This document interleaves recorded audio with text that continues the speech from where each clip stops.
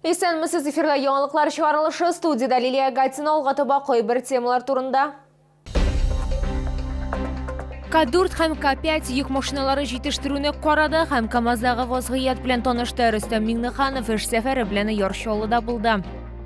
Шикәр һәм карабудай запасы тупладык, чират канцелярия товарларына һәм мәктәп кирәк-яракларына җитте. Шулда ручка, карандашлар һәм дәфтәрләр бар кешегә дә җитәме?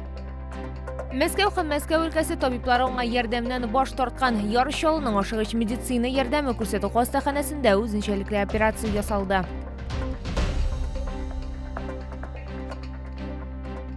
Рөстәм Миңнеханов эш сәфәре белән Яршоллыда булды һәм КамАЗдагы вазгыять белән танышты. Татарстан президенты автомобиль җитештерү ихтыяҗлары өчен импортны алыштыру буенча киңәшмә уздырды. Президент ассызыклаганча, санкцияләр шартларында күп кенә кыенлыклар кичерә. Бу барыннан да элек чит ил технологияләренә, җиһазларына һәм материалларына кагыла. Киңәшмәдә Шолл автогиганты җитештерүдә кулланыла торган материаллар һәм компонентлар импортын алмаштыру мәсьәләләре буенча фикер алыштылар. Президентка К4 һәм К5 йөк машиналары җитештерүне күрсәттеләр. Рөстәм Миңнеханов сүзләренчә, төп бурыч республиканың стратегик әһәмияткә ия булган барлык предприятиеләрнең өзлексез эшләвен тәэмин итү. Тукай районда пандемия башланганнан бирле беренче тапкыр ковид госпитален ябалар. Тиешле статусна Тукай район үзәк хастаханәсеннән алалар. Ковид-19 белән чирле пациентларны алар 2020 елның июнендә кабул итә башлыйлар. Хәзер исә медицина учреждениесе штат режимына апрель аенда күчәчәк. Исегезгә төшерәбез, 2021 елда гына да бирдә 2000ннән артык кеше коронавирус белән дәваланган. Алар арасында 42 яшь үсмер һәм 14 яшькә кадәр 158 бала бар.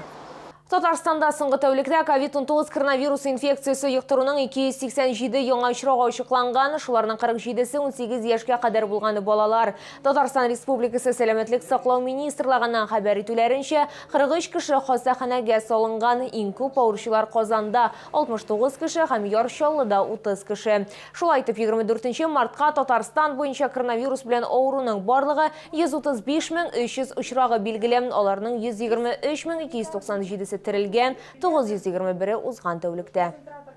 Шикәр һәм карабудай запасы тупладык, чират канцелярия товарларына һәм мәктәп кирәк-яракларына җитте. Яршоллыда әлеге товарларга бәяләр артуы күзәтелә. Ручка, карандашлар һәм дәфтәрләр бар кешегә дә җитәме? Хәбәрчебез материалында.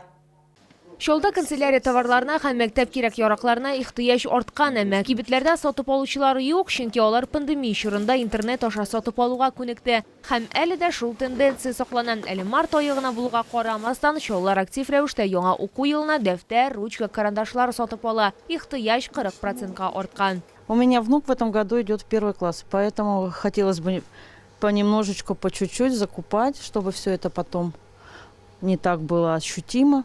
Вот поэтому в связи с этим я немножечко начала уже подготавливать внука к школе. Товарлар арасында иң популяр гадәти яшел дәфтәрләр, аларның хаклары 10%-ка арткан. Мисал өчен алар 7 сум тора иде, хәзер якынча 70 тиенгә кыйммәтрәк. Шул ук вакытта барлык кагаз продукциясына да сорау зур. Спрос на офисную белую бумагу был нехарактерным, завышенным. И на данный момент, например, вот в магазине, в котором мы сейчас присутствуем, такой бумаги просто нет в наличии. Но, опять же, еще раз хочу сказать, что поводов для беспокойства нет, потому что мы работаем со всеми 3 производителями бумаги, которые есть на данный момент в Российской Федерации.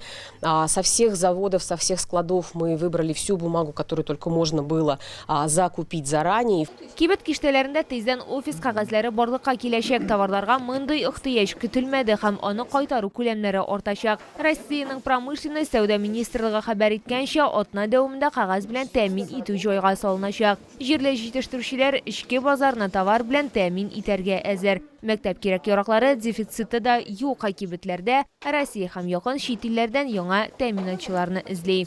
Лилия Гатина, Илмира Гайнадзинова, Айдар Мусин, яңалыклар.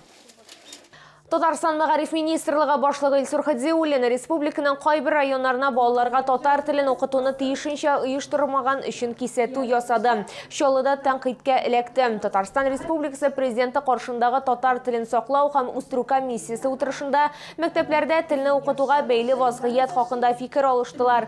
Министр билгеләп үткәнчә, укыту процессын кызыклы һәм мавыктыргыч итәргә күбрәк практик дәресләрне кертергә кирәк. Хадзиуллин Әлмәт, Баулы, Зәй, Мензеле Алексеевск, Лениногорск, Түбән Кама, Нурлат, Петря, Чистай районларында һәм Чоллыда эшне көчәйтергә кушты. Оқтаны, Шопа, Сорча, Этне, Болта, Чүпрәле, Кайбыч районнарының уңышларын билгеләп үтте.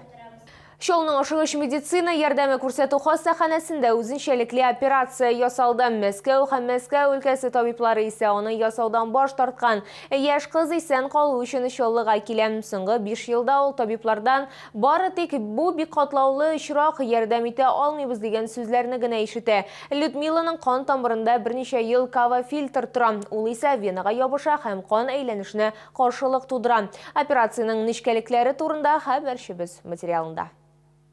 Кава-фильтр ул тромбаларны тотып калу җайланмасы, ул кан тамыры өчен куела һәм тромбаларны үпкәгә эләкмәс өчен тотып кала. Ләкин Людмиланың организмында тайпылышлар барлыкка килә. Кава-фильтр венага ябыша һәм кан агышына каршылык тудыра. Нәтиҗәдә аның 10 аягында кан тамыры язвасы барлыкка килә. Үзе яшәгән Подмосковьеда Людмилага ярдәм итә алмыйлар, ул Мәскәүгә бара, ләкин башкала табиблары да бу эшкә алынмый. Шуннан соң пациент Чолның ашыгыч медицина ярдәме күрсәтү хастаханәсенә мөрәҗәгать итә. Чолы медиклар исә әлегә катлаулы эшкә алынырга ризалык бирә. Операциянең беренче этабы Йошкар-Олада үтә, икенче этабы Яр-Чаллыда ясала. Удалили кава-фильтр и восстановили проходимость нижней полой вены и вен таза с правой стороны.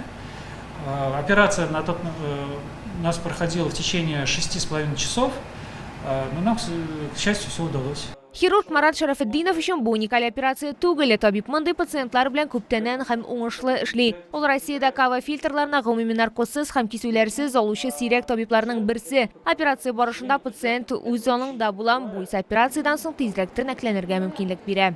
Почему эти операции у нас не распространены? Это относится к разряду экспертных операций. И у нас, к сожалению, в России на таких сроках и тромбированные фильтры люди, хирурги пока не умеют и не знают, как это удалять. И у нас является, по сути дела, единственным центром, где проводятся такие операции в России.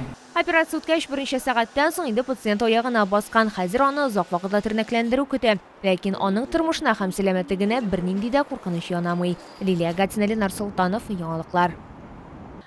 30 мартта Чолы шәһәрендә мәктәпкәчә һәм мәктәп яшендәге балалар өчен республика күләм ачык Коръән уку бәйгесе үткәреләчәк. Аның нәзарәте Чолы мөхтәсибе, җаваплылыгы шикле җәмгыяте Ислам нуры, дини эшмәкәрлек күзәге һәм Ак мәчет мәдрәсәсе оештыра. Әлеге чара Идел буе Болгар дәүләтендә ислам динен кабул итүнең 1100 еллыгын бәйрәм итү кысаларында уза. Ел саен язгы каникул чорына туры китереп үткәрелә торган 25-нче бәйге балаларга Аллаһ китабын төгәл һәм матур итеп укый белүләрен, ел дәвамында мәчетләргә йөреп үзләштерелгән белемнәрен, Коръән уку кагыйдәләрен гамәлдә сынау өчен зур мөмкинлек булачак. Коръән укучылар ярышында 15 яше тулмаган көндезге мәдрәсәләрдә укымаучы, Коръәнне тәҗвид кагыйдәләре белән укый белүче малайлар һәм кызлар катнаша ала. Һәр яшь төркемендә 3 призлы урын билгеләнәчәк, җиңүчеләр истәлекле бүләкләр һәм дипломнар белән бүләкләнәчәк. Беренче урын яулаган катнашучыларга кыйммәтле бүләкләр тапшырылачак. Мәдрәсә остазлары танылган мөгаллимнәрдән торган жюри малайлар һәм кызларның чыгышларына аерым бәя бирәчәк. Бу сезгә җиткерәсе соңгы мәгълүматыбыз иде. Мин Лилия Гатин сезнең белән сау булашам, исән-имин булыгыз.